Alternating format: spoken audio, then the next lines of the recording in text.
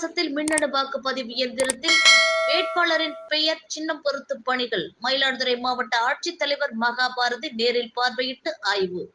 தஞ்சாவூர் மாவட்ட பாபநாசம் வட்டார வளர்ச்சி அலுவலகத்தில் மயிலாடுதுறை பாராளுமன்ற தேர்தல் வாக்குப்பதிவிற்காக வாக்குப்பதிவு இயந்திரங்களில் வேட்பாளர்களின் சின்னம் பொருத்தும் பணிகள் நடைபெற்று வருவதை மயிலாடுதுறை மாவட்ட ஆட்சித்தலைவரும் மயிலாடுதுறை பாராளுமன்ற தொகுதி தேர்தல் நடத்தும் அலுவலருமான ஏ.பி. மகாபாரதி நேரில் பார்வையிட்டு ஆய்வு மேற்கொண்டார்.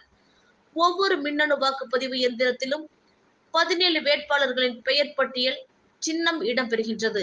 இவற்றை மின்னணு எந்திரத்தில் பொருத்தும் பணி தேர்தல் பார்வையாளர்கள் முன்னிலையில் நடைபெற்றது. இப்பணியினை மயிலாடுதுறை மாவட்ட ஆட்சித்தலைவர் ஏ.பி. மகாபாரதி நேரில் பார்வையிட்டு ஆய்வு மேற்கொண்டார்.